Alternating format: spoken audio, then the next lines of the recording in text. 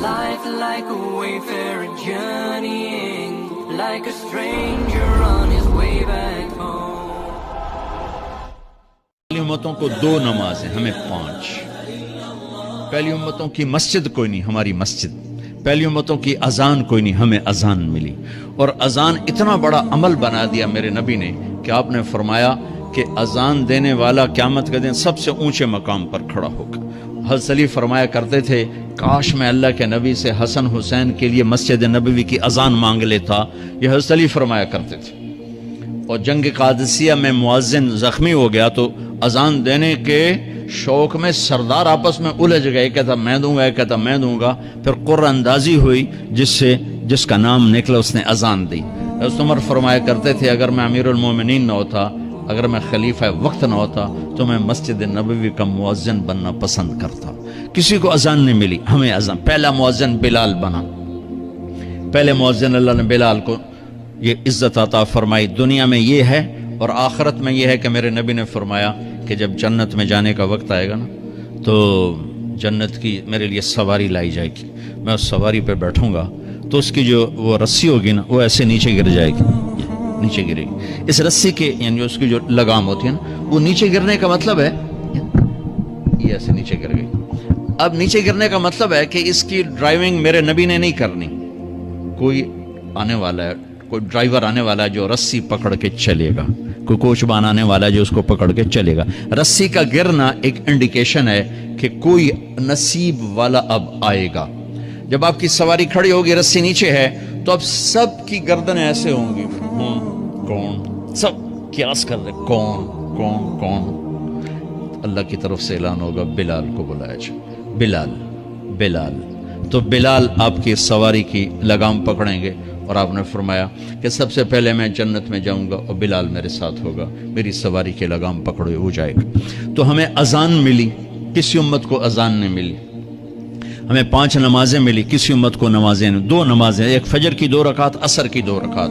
باجماعت نہیں، ان کو اپنی کتاب یاد نہیں، ہمیں قرآن یاد ہے. میرے مدرسے میں ایک بچہ اب ماشاءاللہ امریکہ میں وہ پڑھا رہا ہے، اس نے 30 دن میں قرآن یاد کیا. صبح یاد کرتا تھا، شام کو تراویح میں سناتا تھا. میرے مدرسے کا بچہ ہے، صبح بیٹھ کے مغرب تک پورا ہے سپارہ یاد کر کے اور عشاء کو تراویح میں سنا دیتا تھا. اللہ نے میں ایسا قرآن دے دیا کہ 1 مہینے میں بھی یاد ہو جاتا ہے. 3 دن میں بھی ایک بزرگ نے یاد کیا، 3 دن میں قرآن یاد کیا. اللہ نے ہمیں قرآن کی دولت عطا فرمائی. پڑھنے کے لیے 5 نمازیں عطا فرمائی، تہجد کی نماز عطا فرمائی، اوابین کی نماز دی، اشراق کی نماز دی، چاشت کی نماز دی. نماز کے کتنے دروازے کھول دیے.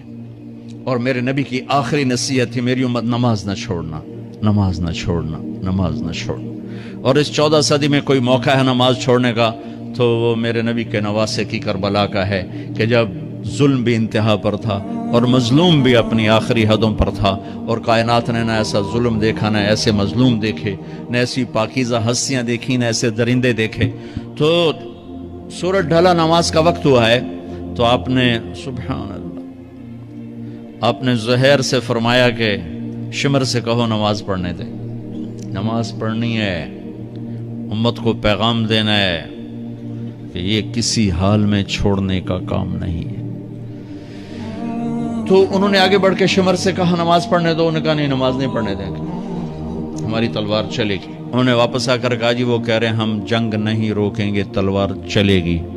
تو پھر یہ نہیں فرمایا اچھا چلو ٹھیک ہے سر دیو، فرمایا اچھا آدھے نماز پڑھو آدھے جنگ کرو. آدھوں نے نماز پڑھی، آدھوں نے جنگ کی. پھر انہوں نے جنگ کی اور پہلوں نے نماز پڑھی اور عصر سے پہلے سب کے سر کٹ کے نیزوں پہ چڑھ گئے. یہ وہ ہستیاں ہیں جن کو میرے نبی نے کہا میری آنکھوں کی ٹھنڈک حسن حسین، میرے جگر کے ٹکڑے، میرے جنت کے پھول. پتہ نہیں کیا کیا تشبیہات دی ہیں میرے نبی نے. اب جنت کے نوجوانوں کے سردار حسن اور حسین. اور پھر نماز نہیں چھوڑی. ان کو جنت کی بشارت تو ماں کے دودھ پیتے مل گئی تھی، کربلا کی وجہ سے نہیں ملی سرداری ان کو. وہ تو ان کے سر کا صحرا ہے الگ. ان کو سرداری جنت کے ملی ماں کا دودھ پیتے ہوئے کہ جنت کے نوجوانوں کے سردار ہیں حسن اور حسین. نماز نہیں چھوڑی میرے عزیزو، نماز نہ چھوڑو. اللہ کا شکر ہے میں آپ بچوں کو دیکھ کے مجھے اپنا کالج کا دور یاد آ رہا ہے. ہمارے دور میں ایک نعیم الدین صاحب گورنمنٹ کالج لاہور میں تبلیغ کا کام کرتے تھے اور وہ اکیلے ہی نماز پڑھتے تھے, کوئی نمازی نہیں ہوتا تھا, اور کسی لڑکے کی داڑھی نہیں تھی, کسی لڑکی سوا سے ایک نعیم الدین کی. اب ہر کالج میں جائے داڑھیوں والے بچے نظر آتے ہیں, ٹوپیوں والے بچے نظر آتے ہیں, کوئی لڑکی کے سر پہ دوپٹہ نہیں ہوتا تھا, کوئی ایجوکیشن تھی. اب لمز جیسی یونیورسٹی میں بھی لڑکیاں پورے برقعے میں ہوتی ہیں, حجاب میں ہوتی ہیں, نقاب میں ہوتی ہیں. جہاں برائی کا گراف اوپر گیا تو نیکی کا بھی اوپر گیا, جہاں برائی کا لیول اگر بڑھا ہے تو نیکی کا لیول بھی بڑھا ہے. اتنا بڑا میری نسل کا